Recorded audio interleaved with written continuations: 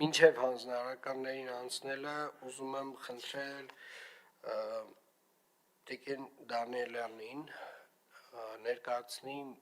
այն միջադեպը, որը տեղի է ունեցել մեր աղբավայրում, Բարաշենի,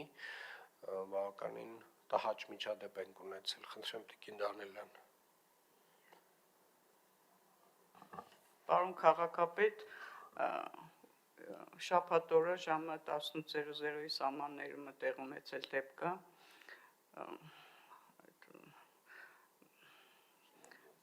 սանհանգույցում, որտեղից արտառոց հոտ է տարածվել, տնօրենը փորձել է ճշտել, ինչով է պայմանավորված, ներս է մտել, լույսը վառել է և պայթյունը տեղի է ունեցել։ Ըստ բժիշկների տեղեկությունների գտնվում է կայուն ծանր վիճակում, հուսանք, որ ամեն ինչ բարեհաջող ավարտ կունենա, շնորհակալություն։ Պարոն Կարապետյան, նախ առողջական վիճակից հասկանանք։ Պարոն քաղաքապետ, երկուսի վիճակն է գնահատվում է կայուն ծանր, առավոտյան, բայց մի փոքր դրական դինամիկա կա, 15% ախտահարում ամաշկի և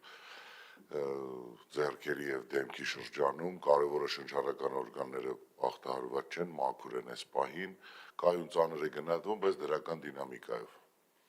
Պարոն Կարոյան, պատճառների մասին նաև խոսել, ուզում եմ հասկանամ ինչպես է այդպես ստացվել։ Պարոն քաղաքապետ, սանհանգույցի հատվածում գոյողագծի միջոցով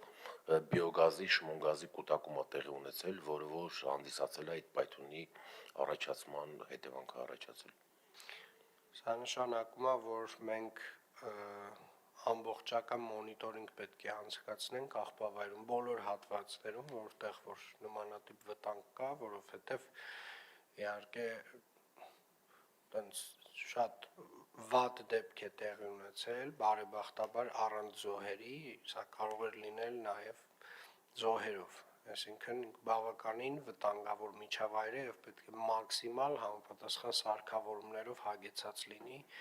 բոլոր հատվածները, որտեղ գտնվում են մարդիկ, անվտանգության ամենաբարձր կանոնները պետք է պահպանվեն։ Իրականում աղբավայրում շատ մեծ ծավալի աշխատանք է արվել, դա տեսանելի է, դա շատ կոնկրետ է, բայց նմանատիպ դեպքերը վկայում են այն մասին, որ անվտանգության կանոնների հետ կապված դեռևս անելիք ունենք ու այդ անելիքները շատ են։ Հետևաբար խնդրում եմ սա ֆիքսենք որպես հանձնարարական, բոլոր համապատասխան հետազոտություններից հետո կլսենք ձեր առաջարկները։